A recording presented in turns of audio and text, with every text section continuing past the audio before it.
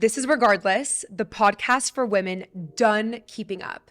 I'm Skylar Sorkin, and every week we dive into the things that everyone is thinking, but no one is saying, so you can be you, real, regardless of what the world tells you you should be.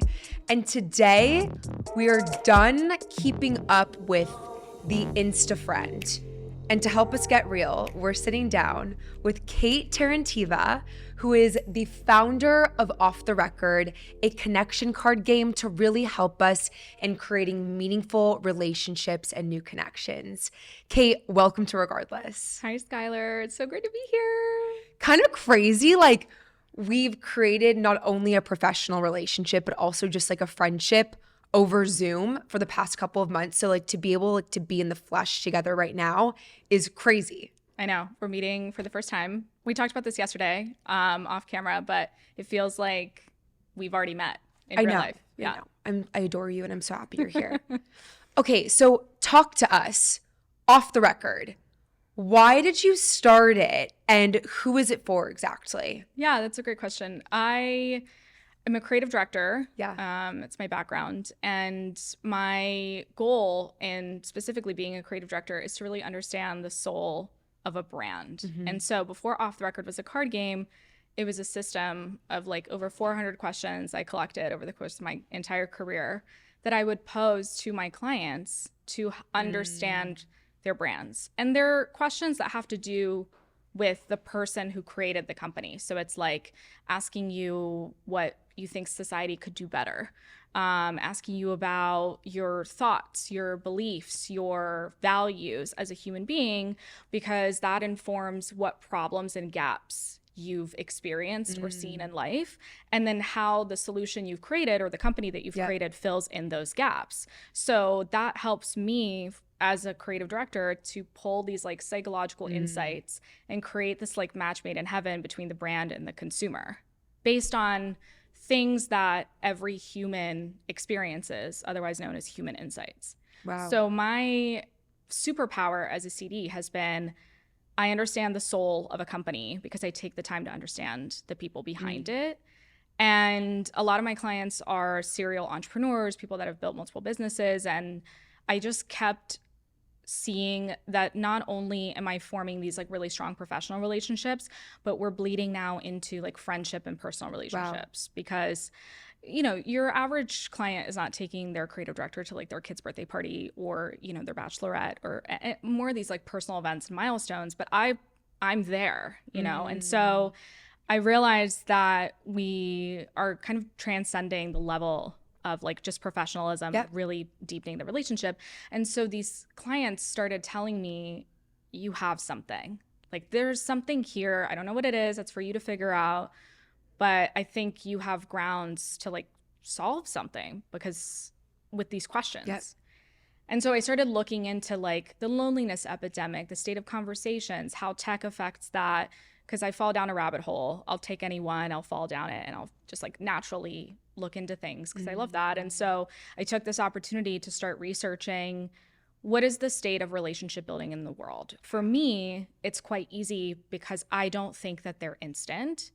And for the average person, like why is the average person wanting connection, but they're not feeling connected to people, despite having many friends, despite having, you know, an active social media presence, all of these things? What is the root of the problem?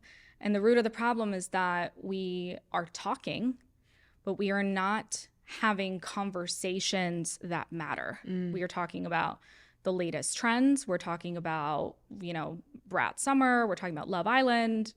No shade, no tea. Those things are funny. Absolutely. And they create emotional resonance, but they don't build relationships. And so we spend most of our time where we feel comfortable, which is small talk and surface level conversation. And there's nothing wrong with that if it ends up going into something deeper. But on average, we don't do that as much as we should.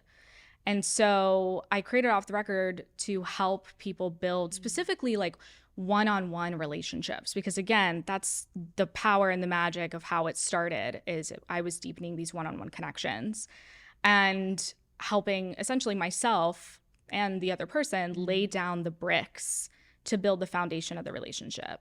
And that happens through conversation, because when we talk, we share things with one another. And when we share things with one another, that's really where the connection is start to be built.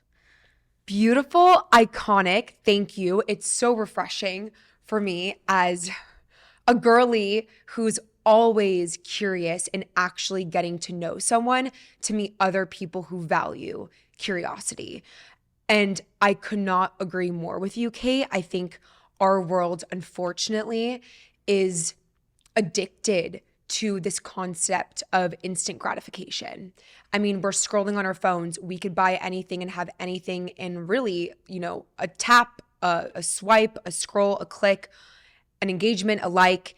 And I think the juiciest things in life, especially as it relates to our relationships and being in relation to someone else, it's actually taking the time to seed those relationships. And it's not going to come from just liking or quickly commenting on someone's picture or having one thing in common of watching, the episode, the latest like Love Island episode. Like that's great. And these are things that these are conversation starters, but I don't think these are like the things that we need for the foundation of actually creating long-lasting friendships. For sure. No friendship is instant. No relationship is instant. It requires the same discipline that you put in the gym, that you take with your diet, that you do with your mental health. You have to actually build a relationship.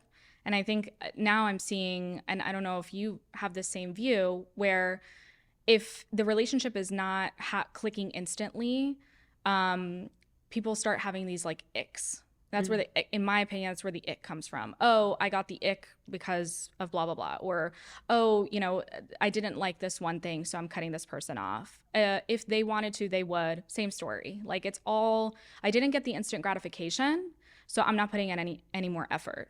But what relationship is built instantly? In my opinion, if it's built instantly, there's something wrong there, because you can't take the time to get to know somebody to the full capacity instantly. If you take a relationship, like a love connection, right? People say that for, 3 to 6 months, they're giving you what they think you want.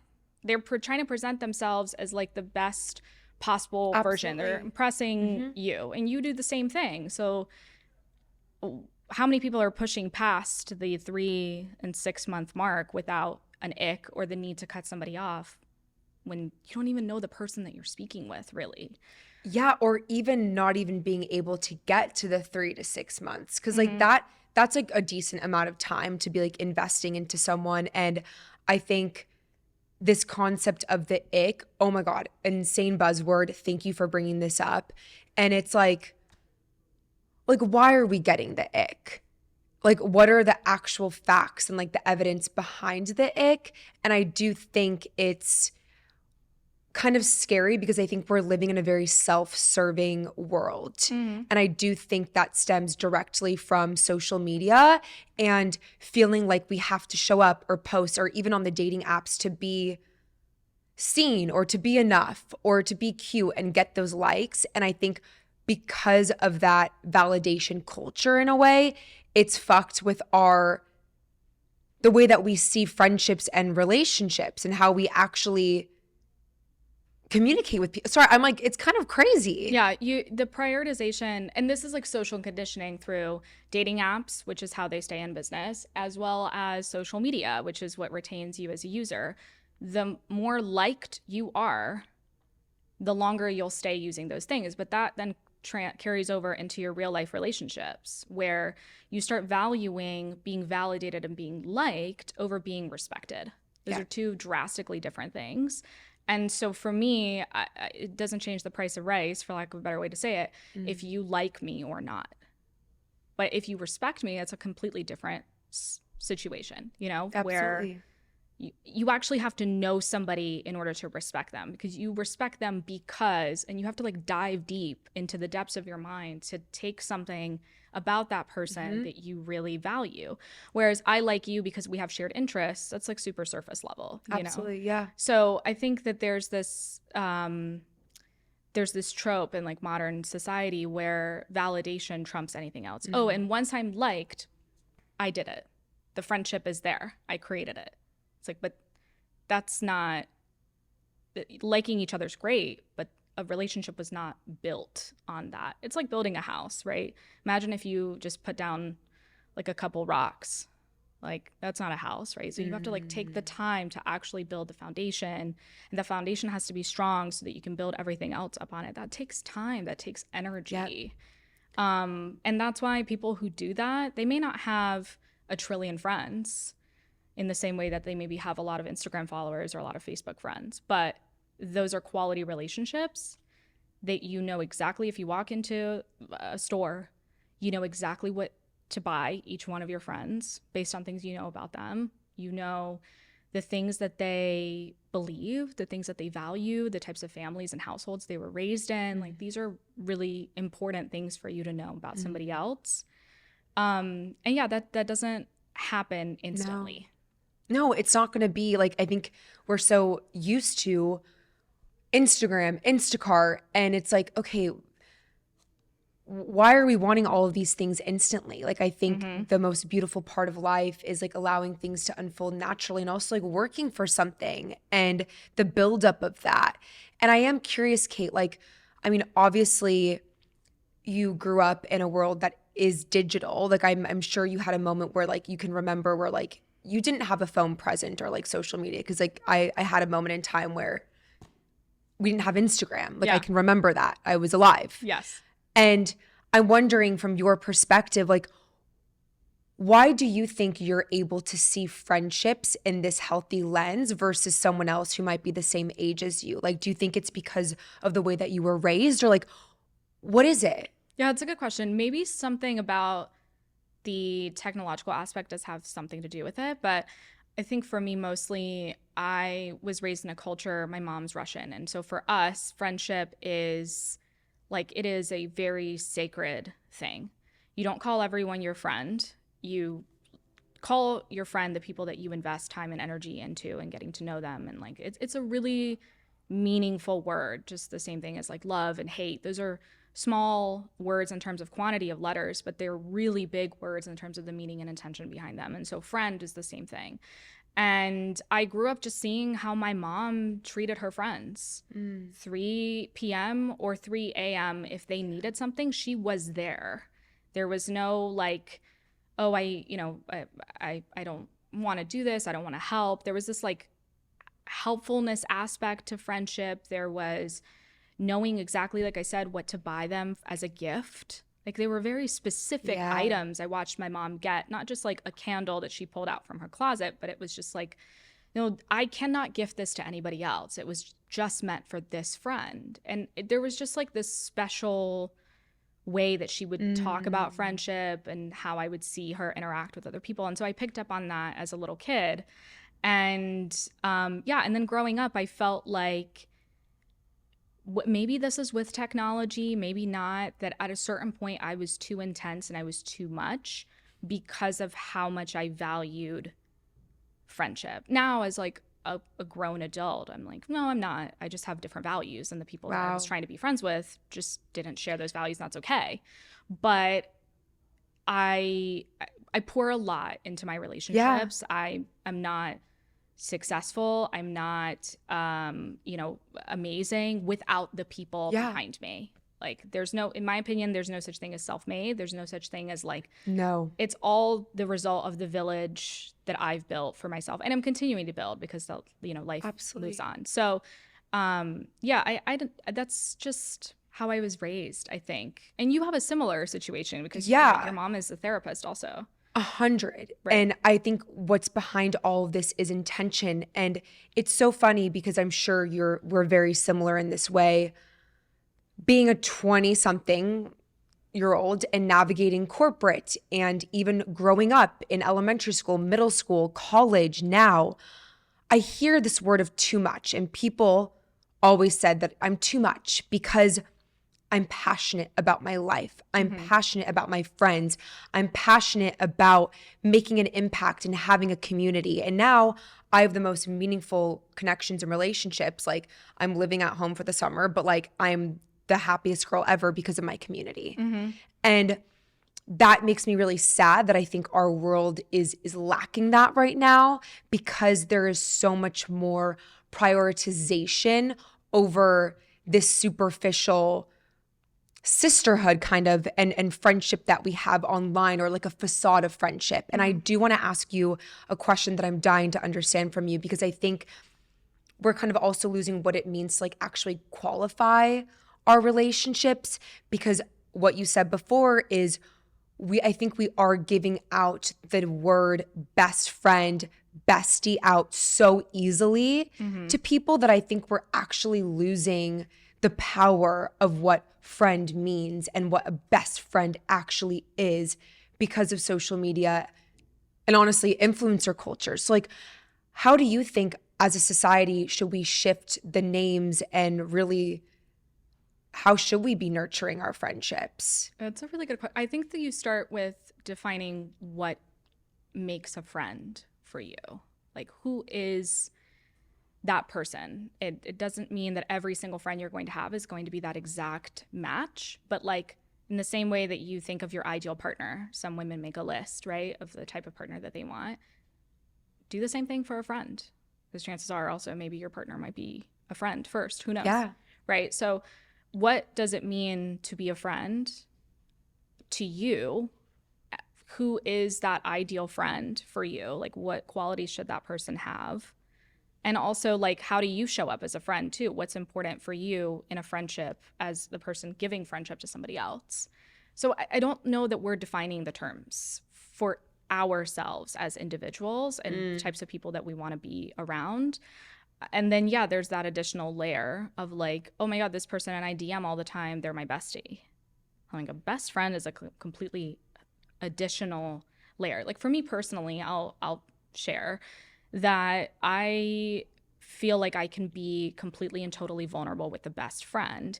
It may not always be the case with a friend. Like, I may not share absolutely every single thing that's going through in my life. For me personally, especially, it's like my problems and my struggles. I tend to not talk about those things with every single friend, but my absolute closest friends, I feel comfortable saying like, I need help and I'm going through something difficult, or, you know, my business lost money, or like something happened that I would otherwise feel embarrassed to say because I'm a Virgo and like everything has to be perfect and controlled. But I just think that we're not asking ourselves the question as to like, in order to be my friend, what type of person do you need to be? In order for me to be friends with you, how do I show up as a friend? And what are those things looking like? But yeah, that is a really good point, that in today's culture, we also have the terms that are being thrown around. This is my friend. And then, even in advertising, right? Like, you have brands commenting on TikTok, like, thanks, bestie. Like, we'll send you a PR package. I'm like, oh, okay. Like, it's cute, but also now it's a commercialized thing. But we're like losing the actual value and definition. And I think we're almost, and I'm curious if you agree with this, but we're glamorizing superficial friendships and we're labeling it as a real connection. Yeah, I agree. I will say it is very inspiring though, because if you have a conversation just one-on-one with the average person, they want depth. They want connection. Yes. So I'm like, okay, if the desire for that is there, that's really inspirational. Beautiful. In general. But also it's inspirational for people like us that pour so much into those things. And then on top of that, if you have a business around that, like, okay, great. Like, it helps somebody like me to innovate on a solution as to like, how can I bring connection to you, make you feel more connected to other people? So the fact that people want that, that's really inspiring. The way that we are going about getting it is maybe not the best fit for the desire. It's the same thing as saying, I really want to lose weight, but then your diet is like ultra processed foods.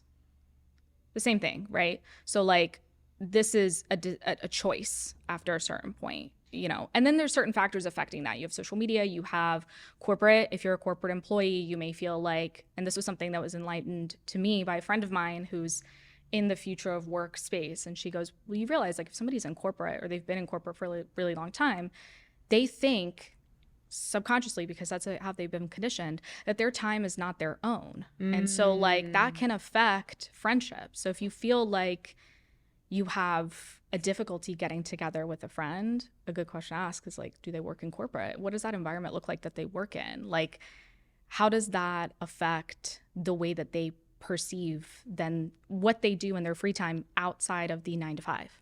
Interesting. So do you mean because they feel like they don't have enough time in their personal life to make time for those new, like, I'm wondering.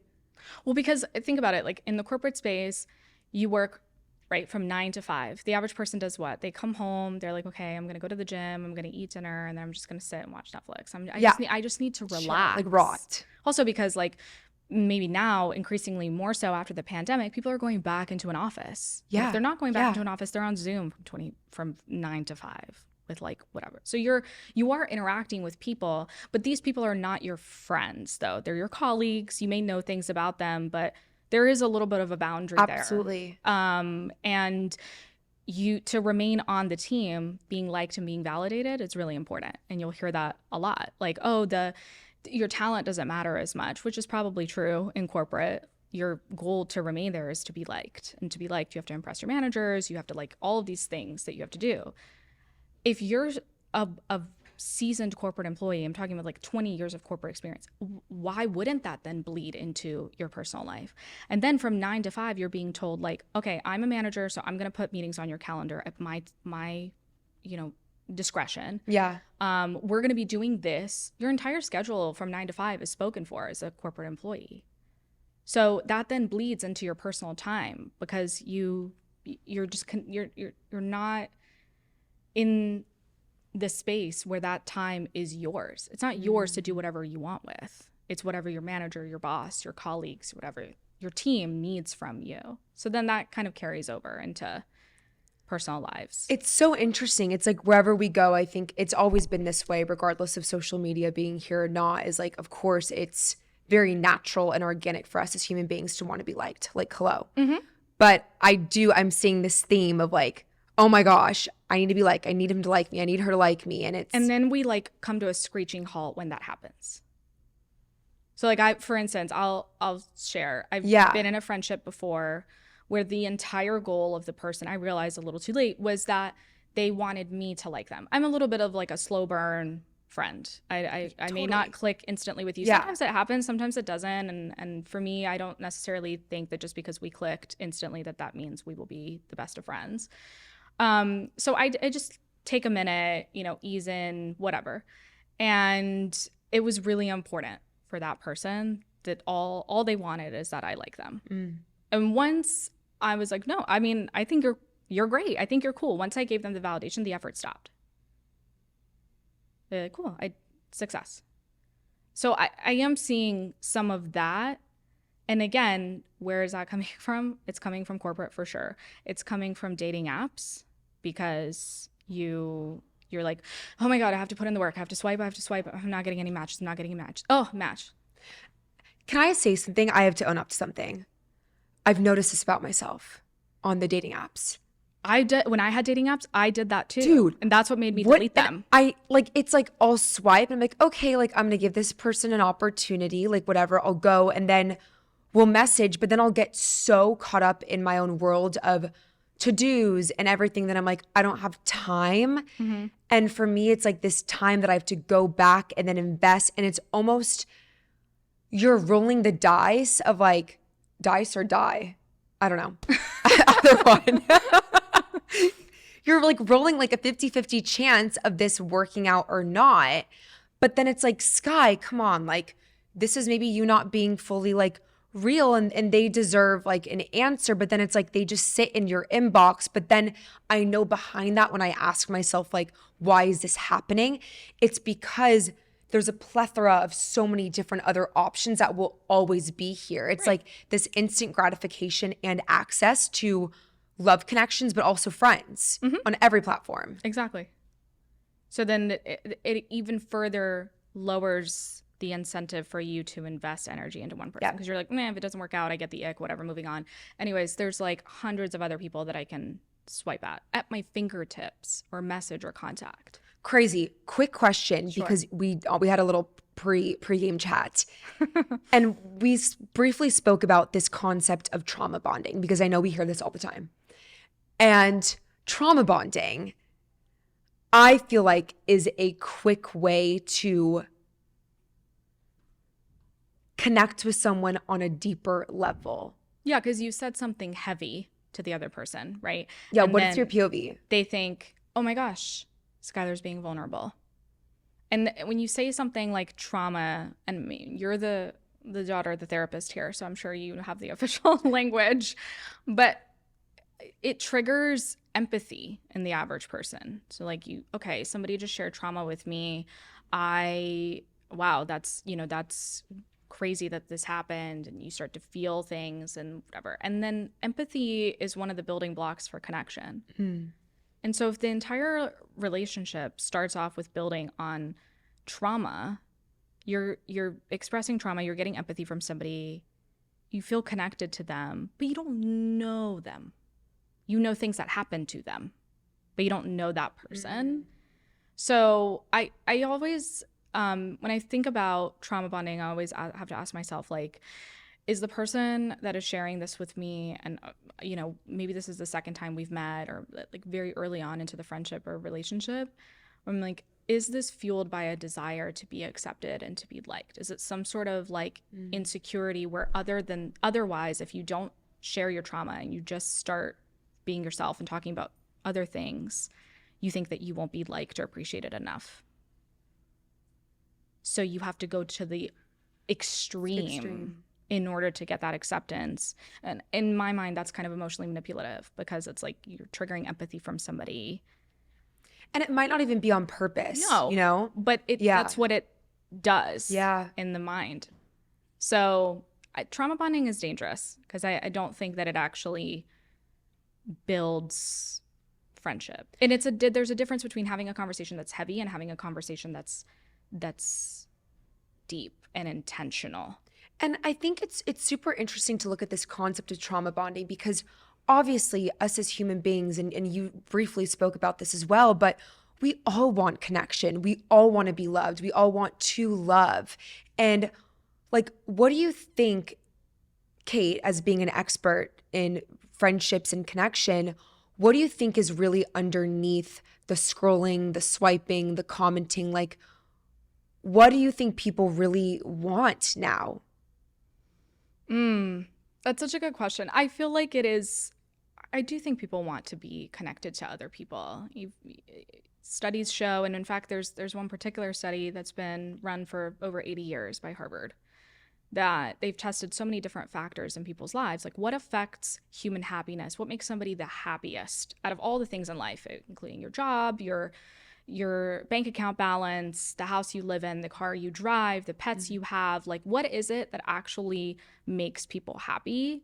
And to absolutely no one's surprise, and it may be a little crazy that a 80-something-year-old study has been run on this, it's relationship. It is not just the relationships, but specifically the quality of the relationships. So it's not Quantity, how many friends you have, or how many people you have around you in your village, so to say. It is the quality of those people. And that means that you actually know things about them, and that you have an emotional bond with them based on those things. This is super cool, I think, especially as I get older and mature. I would so much rather have deep individual friendships with my girls versus having this friend group. I hear this a lot, people wanting that friend group.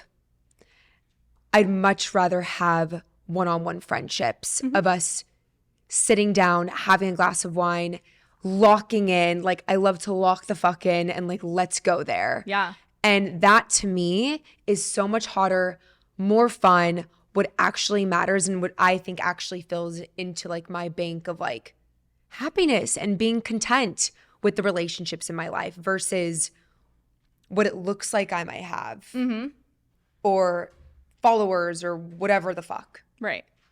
Yeah, I agree. Yeah. Okay. Looking at your off the record deck. Yes. What is your favorite card that sparked a conversation with someone that like goes down in like history of like the best conversation you've ever had? Oh, I'll tell you one I really like to use. Give it to me. Because historically, it just works. There's two specifically. Give it There's to me. one that says, introduce yourself to me by your superpower, which I love. I use that one at networking events all the time. Smart. It's so good. It gets you out of like talking about work. It gets you out what do you do? Do you like it, Skylar? Do you like it? Like, it gets you out of that zone so somebody can tell you their superpower, because they might not like their job. So like you say, what do you do? And then you get to talk about something that Totally they hate, So this exposes a different side of them, what they think their talent is, what their gift is, things that they like they about value themselves. Yeah. And then the other one is, what is a compliment that made you feel special?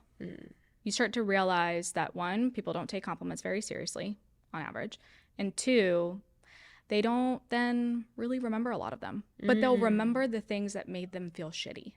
Something negative somebody said, they'll remember quicker than a compliment that made them feel really special.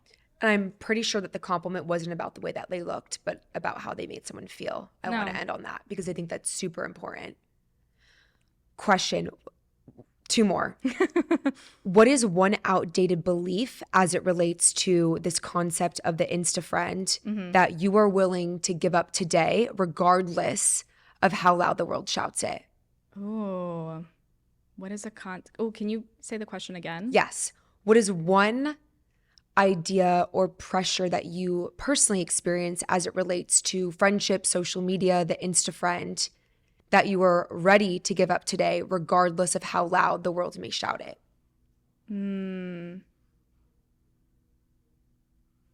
I'll say that to be surrounded by people. Like, I want to be surrounded by the right people, people that I actually care about, instead of just being in a room of people. You can be in a room of people and still be incredibly lonely, but being in a room of people that you know that you're happy with, that you make happy, that you are proud of, that you feel like are additions to your life, people that challenge you, that sometimes intimidate you, that drive you. Those are, for me, I would rather have that than be in a friend group and there's 15 of us. And like on Instagram, it looks like there's like so many of us. And look how the friendship is so amazing. So amazing. Yeah. I'd rather be with 3 people that I think are really dope and I'm proud of, and I would shout their name from the rooftops. And that really see the real you. Because Exactly. like to actually see someone's realness, like it takes time to get to know that real. Yes. And that real always changes. Always constantly evolving. So, Kate, what are you done keeping up with? I am done keeping up with the Insta friend.